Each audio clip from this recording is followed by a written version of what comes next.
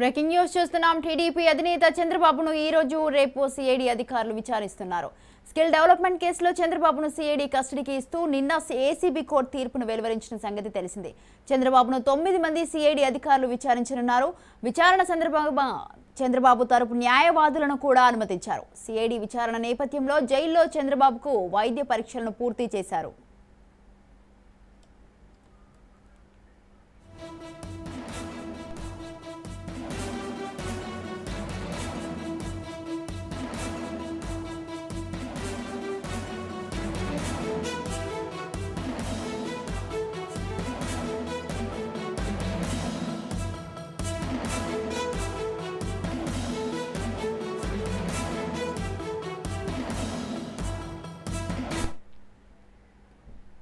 TDP అధినేత చంద్రబాబును ఈ రోజు రేపు సిఐడి అధికారులు విచారిస్తున్నారు. స్కిల్ డెవలప్మెంట్ కేసులో చంద్రబాబును సిఐడి కస్టడీకి ఇస్తూ నిన్న ఏసీబీ కోర్టు తీర్పును వెలువరించింది. ఇప్పటికే రాజమండ్రి సెంట్రల్ జైల్లో చంద్రబాబును విచారించేందుకు కాన్ఫరెన్స్ హాల్ను అధికారులు సిద్ధం చేశారు.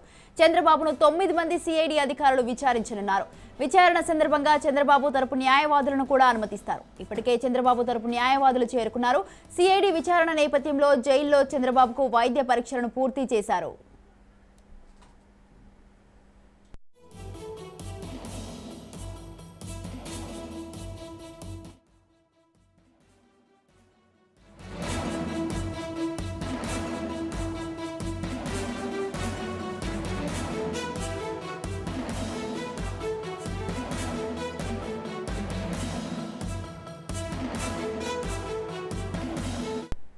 ఇక ఉదయం 9:30 చంద్రబాబు విచారణ ప్రారంభమైంది. ఉదయం 9:30 నుంచి సాయంత్రం 5 గంటల వరకే చంద్రబాబును విచారించాలని కోర్టు స్పష్టమైన ఆదేశాలను జారీ చేసింది.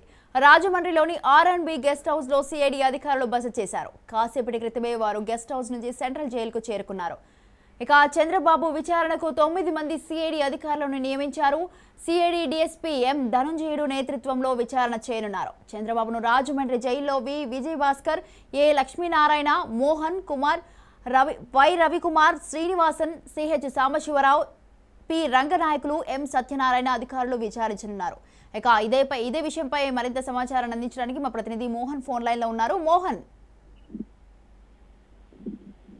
స్వాతి, రాజమండ్రి సెంట్రల్ జైలుకు కొద్దిసేపటి క్రితమే సిఐడి అధికారులు చేరుకున్నారు. ఈ లోపల ముందుగా కొంత ప్రక్రియ ఉంటుంది. ఏదైతే ఈ కస్టడీ విచారణ తీసుకునే ముందు కొన్ని ఫార్మల్ ప్రొసీజర్ ఉంటుంది. ఆ ప్రొసీజర్ ప్రకారం రాజమండ్రి సెంట్రల్ జైల్లో చంద్రబాబుకు వైద్య పరీక్షలు కూడా చేశారు. ఎందుకంటే కస్టడియల్ విచారణ స్టార్ట్ చేసే ముందు వైద్య పరీక్షలు చేయాలి, అనంతరం కూడా వైద్య పరీక్షలు చేయాలి.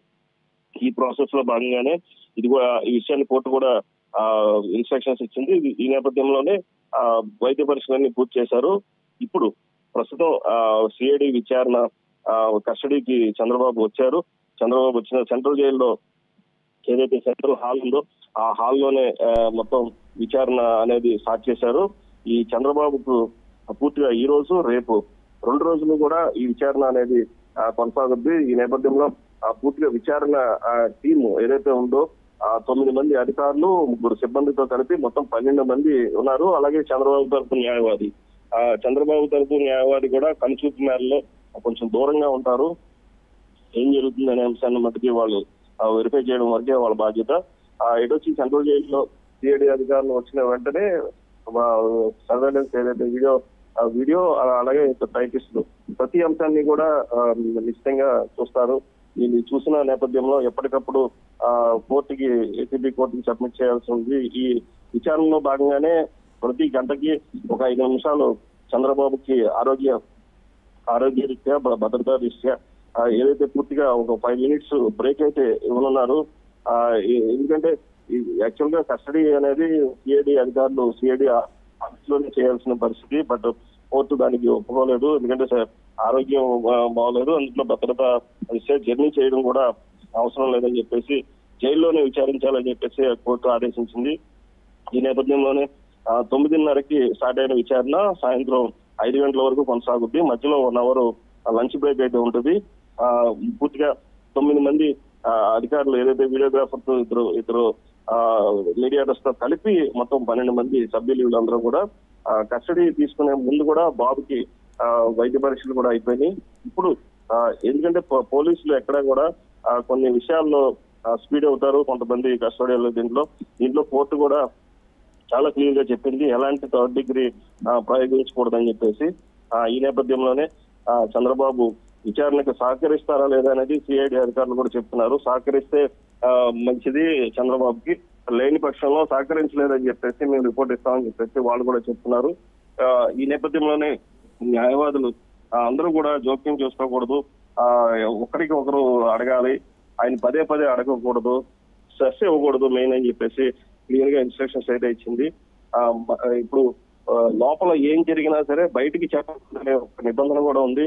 ఈ నిబంధన ప్రకారమే ఏం జరిగి ఉంటది అనేది ఎవరికి కూడా తెలియని పరిస్థితి. అది కోర్టుకి సబ్మిట్ చేసిన తర్వాత కోర్టు ద్వారానే తెలుస్తాయి ఈ విషయాలన్నీ కూడా. ఎందుకంటే ఏదైతే బ్రేక్ ఇస్తారో మధ్యలో 5 minutes కావచ్చు, మధ్యాహ్నం 1 గంట టు 2 గంటల బ్రేక్ కావచ్చు, ఈ బ్రేక్ లో మాత్రం చంద్రబాబుకు తన కౌన్సిల్ ఏదైతే న్యాయవాదులు చంద్రబాబుతో న్యాయవాదులు ఉన్నారో వారితో మాట్లాడే అవకాశం కూడా చంద్రబాబు కల్పించారు. ఇటు న్యాయవాది కనిపించేలాగానే చంద్రబాబుతో ఉండాలని చెప్పేసి చెప్పడం జరిగింది. ఈ నేపథ్యంలోనే మాజీ సీఎం స్థాయి వ్యక్తిని విచారించడం ఇదే తొలిసారి కావడంతో రాజమండ్రి సెంట్రల్ జైలు కూడా ఈ ఘనత మొదటిసారి చేరుకున్నారని చెప్పుకోవాలి. ఈ పూర్తిగా భద్రతను మాత్రం చాలా కట్టుదిట్టంగా చేశారు. ఇప్పటికీ 300 మంది సిబ్బందితో పహారా కాస్తున్నారు, మొత్తం పోలీస్ సిబ్బంది అంతా కూడా. అలాగే పోలీస్ సిబ్బంది, ఏఆర్ సిబ్బంది, అలాగే సెంట్రల్ జైలు సిబ్బంది, ఇలా 3 అంచెల విధానంగా భద్రత పెట్టారు. Right, thank you Mohan, thanks for the details.